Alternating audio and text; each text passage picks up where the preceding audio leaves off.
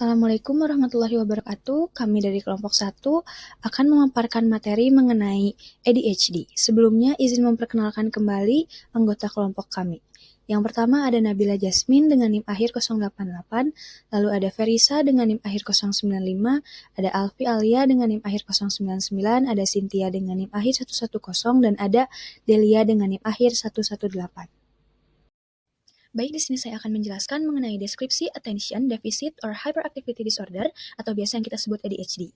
ADHD di sini adalah gangguan perkembangan yang ditandai oleh ketidakperhatian atau inattention dan atau hyperaktivitas impulsivitas yang mengganggu fungsi dan perkembangan sehari-hari.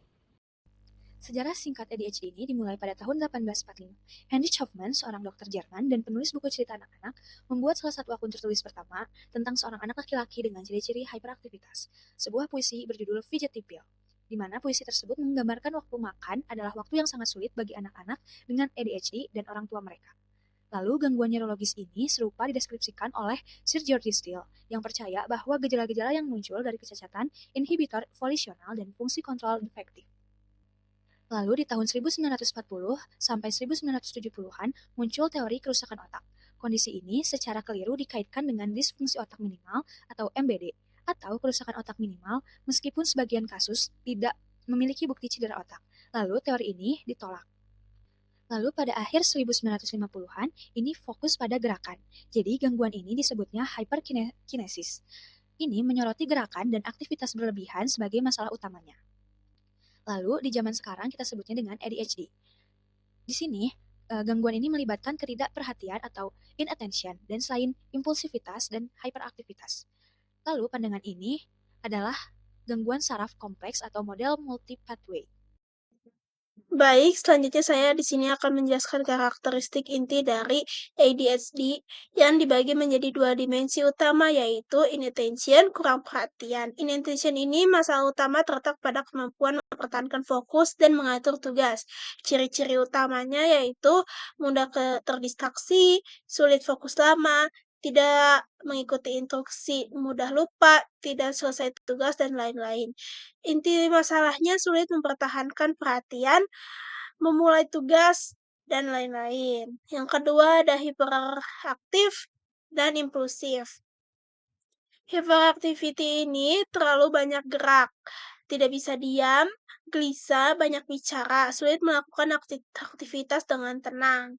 Sedangkan impulsi ini bertindak tanpa berpikir panjang, menjawab sebelum pertanyaan selesai, menyela pembicaraan, mengambil tindakan beresiko, dan lain-lain. Inti masalah dari kedua hyperactivity dan impulsif ini sulit menahan perilaku, menunda respon. Nah, selanjutnya hubungan kedua dimensi ini adalah inattention dan hyperactivity impulsivity adalah dua aspek berbeda namun saling berkaitan. Gangguan perhatian mempengaruhi kemampuan mengatur perilaku dan emosi. Anak dengan ADHD memiliki pola gejala yang unik dan bervariasi tingkat keparahannya. Selanjutnya, saya akan menjelaskan karakteristik terkait. Karakteristik ini mempengaruhi fungsi akademik, perilaku, sosial, dan kesehatan mental anak. Yang pertama, ada masalah akademik. Anak dengan ADHD sering mengalami hambatan dalam performa belajar, seperti kesulitan mempertahankan perhatian saat belajar, prestasi akademik di bawah kemampuan intelektual sebenarnya, kesulitan mengikuti instruksi berurutan, dan lain-lain. Masalah ini bukan disebabkan oleh kemampuan kognitif rendah, tetapi terutama oleh kesulitan regulasi perhatian dan perilaku. Yang kedua ada masalah perilaku. Beberapa anak menunjukkan perilaku yang mengarah pada pelanggaran aturan, kesulitan memahami arahan, tindakan impulsif yang menimbulkan konflik dengan lingkungan. Perilaku bermasalah dapat semakin meningkat ketika hiperaktivitas dan impulsivitas tidak terkelola. Baik, selanjutnya di sini yang ketiga ada masalah emosi. Anak dengan ADHD sering memiliki kemampuan regulasi emosi yang buruk, mudah marah, frustasi yang besar, atau meledak-ledak. Respons emosional berlebihan terhadap situasi kecil. Kesulitan ini berkaitan dengan impulsivitas emosional dan kontrol diri yang rendah. Yang keempat, ada masalah sosial. Dalam hubungan sosial, anak dengan ADHD mungkin mengalami yang pertama, sulit mempertahankan pertemanan. Yang kedua, sering menyela atau mendominasi percakapan. Yang ketiga, tidak memahami isyarat sosial dengan baik.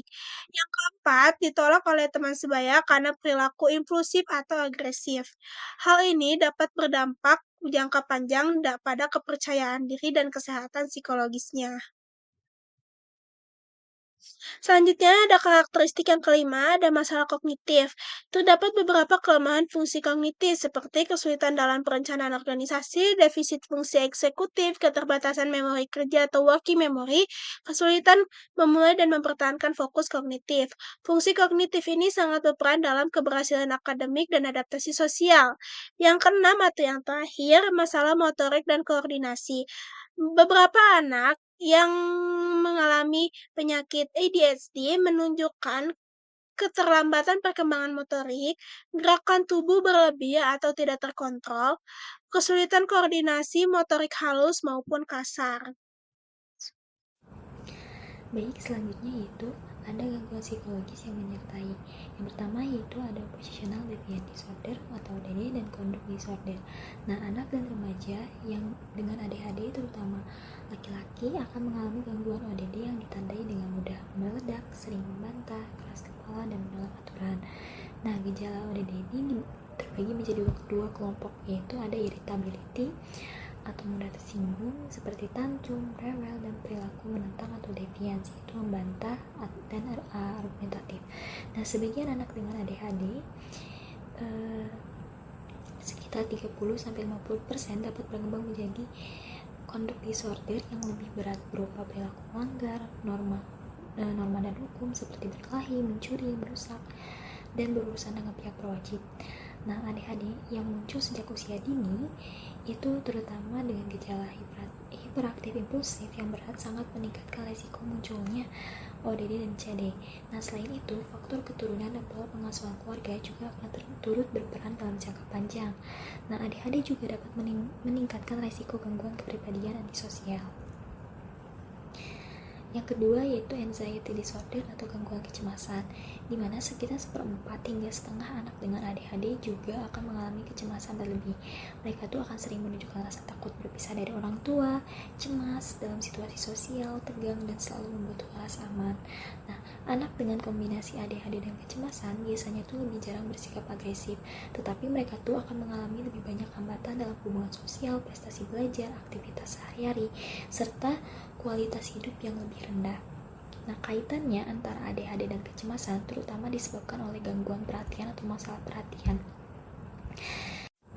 Nah, selanjutnya itu tuh ada mood disorder, di mana sekitar 20-30% remaja dengan ADHD itu mengalami depresi, dan resikonya ini tuh akan meningkat di dewasa. Nah, ADHD juga berhubungan dengan disruptive mood dysregulation disorder atau iritabilitas kronis. Gejala depresinya ini meliputi sedih, putus asa, harga diri rendah, gangguan tidur dan makan, serta kesulitan berpikir. Nah, remaja dengan ADHD ini tuh memiliki risiko lebih tinggi terhadap ide bunuh diri, terutama bila disertai depresi dan masalah perilaku. Hubungan ADHD dan depresi lebih dipengaruhi oleh faktor keluarga atau genetik, serta hubungan ADHD itu dengan gangguan bipolar itu masih diperdebatkan. Namun bipolar tuh lebih sering mendahului atau bersamaan dengan ADHD. Dan yang terakhir yaitu ada developmental coordination dan tic disorder. Sekitar 30-50% anak dengan ADHD itu akan mengalami hambatan dalam koordinasi motorik seperti ceroboh, tulisan tidak rapi, dan kurang terampilnya dalam aktivitas fisik. Setengah dari mereka bahkan dapat mengalami developmental coordination disorder. Nah, sekitar 20% anak dengan ADHD juga mengalami gangguan tic, yaitu berupa gerakan atau suara berulang yang muncul tanpa disadari. Nah, anak dengan ADHD dan tic umumnya menghadapi tantangan lebih besar dalam perilaku sosial dan akademik. Namun gangguan tic biasanya berkurang saat memasuki masa remaja, dan itu tuh jarang menimbulkan dampak jangka panjang yang berat. Baik, di sini saya akan menjelaskan mengenai prevalensi ADHD. Peningkatan mencolok ADHD yang disebutkan kemungkinan pada pengetahuan yang berkembang tentang ADHD, tekanan dari orang tua yang mencari pengobatan untuk anak-anak, dan orang dewasa yang mengidentifikasi ADHD mereka sendiri. Lalu perkiraan terbaik adalah sekitar 5 hingga 9% dari semua anak-anak dan remaja 4 hingga 17 tahun di Amerika Utara saat ini didiagnosis dengan ADHD. Di seluruh dunia, hanya lebih dari 5% yang memiliki ADHD. Lalu, faktor gender, yaitu ADHD terjadi lebih sering pada anak laki-laki daripada anak perempuan, dengan perkiraan berkisar dari 2% hingga 4% untuk anak perempuan dan 6 hingga 9% untuk anak laki-laki usia 6 hingga 12 tahun, menurut Owens, Cardos, dan Hinshaw tahun 2015. Lalu di sini ada course and outcome. Pada tahap masa bayi, gejala yang sering muncul yaitu memiliki temperamen sulit seperti mudah marah, pola tidur buruk, terus respon emosional yang berlebihan. Tanda ADHD ini pasti sulit diidentifikasi sebelum umur 3 tahun. Lalu pada masa prasekolah sekitar umur 3-4 tahun, gejala utamanya peningkatan terhadap perilaku hyperaktif impulsif, seperti terlalu aktif, berpindah-pindah aktivitas, respon segera terhadap stimulus. Lalu ada sulit diatur dan non-kepatuhan atau tidak patuh, dan ada ledakan emosi yang secara intens. Lalu pada tahap sekolah dasar, gejala yang sering muncul itu yaitu ketidakperhatian karena tuntutan sekolah seperti perhatian berkelanjutan dan menyelesaikan tugas. Perilaku hyperaktivitas impulsif ini menurun, tetapi masalah sosial dan akademik seperti nilai buruk dan gagal PR, lalu ada oposisional yang meningkat. Lalu pada masa remaja, hyperaktivitas ini dan impulsivitas berkurang signifikan, tetapi masih lebih tinggi dari teman sebayanya. Lalu ketidakperhatian atau inattention ini terus meningkat dan menyebabkan kegagalan fungsional. Kelanjutan, ADHD pada masa ini memprediksi outcome buruk di masa depan. Selanjutnya di sini saya akan menjelaskan causes of ADHD. Yang pertama ada genetic influence. Faktor genetik merupakan salah satu penyebab paling kuat dalam perkembangan ADHD. Penelitian keluarga, adopsi, dan anak kembar menunjukkan bahwa ADHD sangat dapat diwariskan dengan tingkat heritabilitas yang tinggi. Anak yang memiliki orang tua atau saudara kandung dengan ADHD memiliki resiko lebih besar untuk mengalami gangguan yang sama. Dengan demikian, kerentanan biologis yang diturunkan dari keluarga menjadi dasar penting dalam munculnya ADHD. Yang kedua, ada neurobiological factors.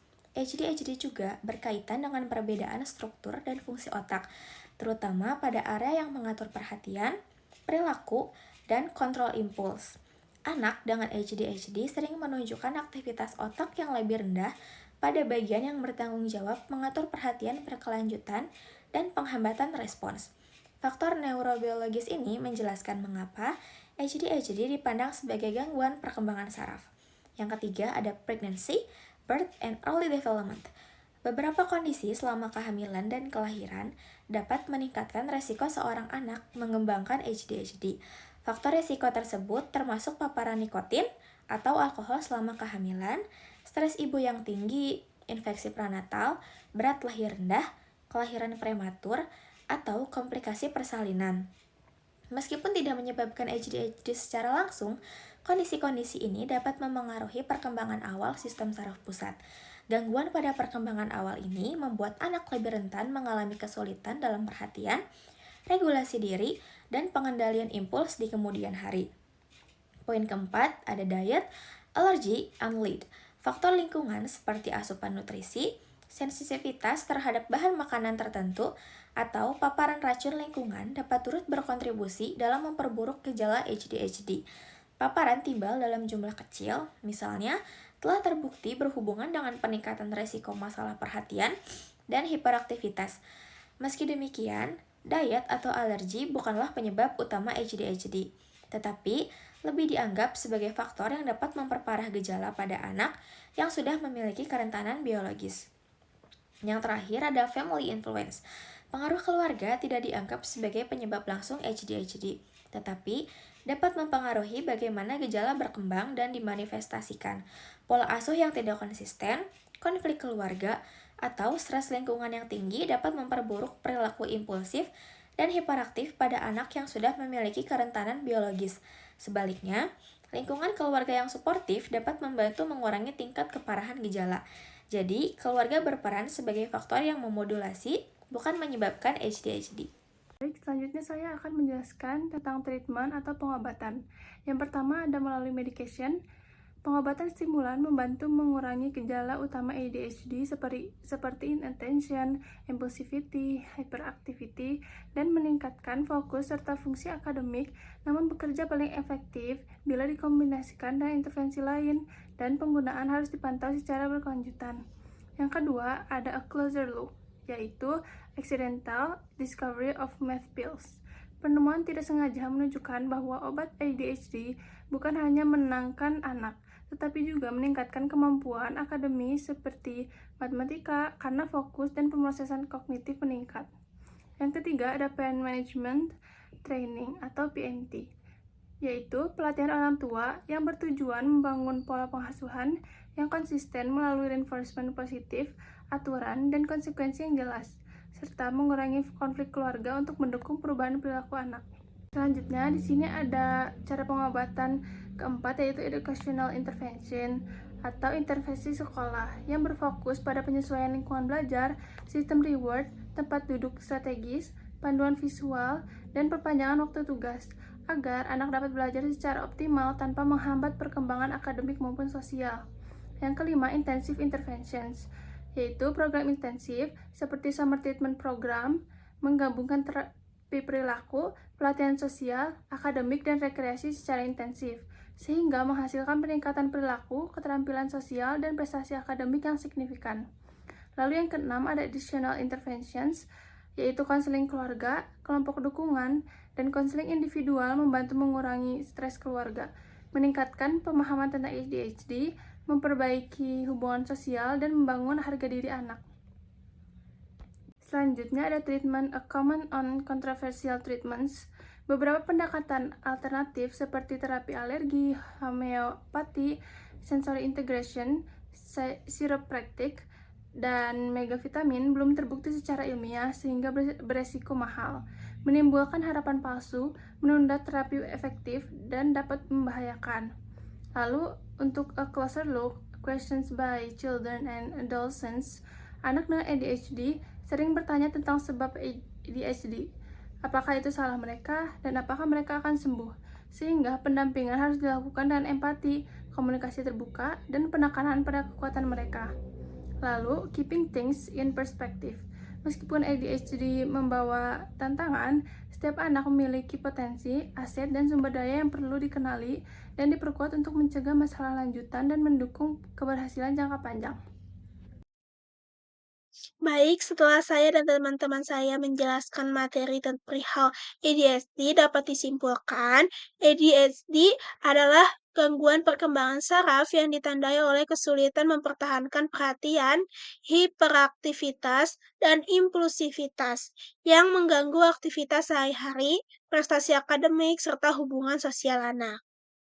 Gejalanya muncul sejak dini dan dapat berubah seiring perkembangan usia. Dengan inattention makin terlihat di usia sekolah dan impulsivitas lebih menonjol pada masa kecil, ADHD dipengaruhi oleh faktor genetik, perbedaan struktur dan fungsi otak, kondisi kehamilan dan kelahiran, serta faktor lingkungan tertentu.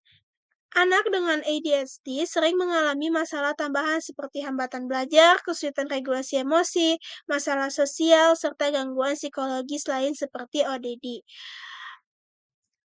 Kecemasan dan depresi. Penanganan yang efektif membutuhkan pendekatan multimodal, termasuk medikasi stimulan, pelatihan orang tua, modifikasi lingkungan belajar, program intensif, dan dukungan konseling agar anak dapat mengembangkan potensi dan mencapai fungsi adaptif jangka panjang.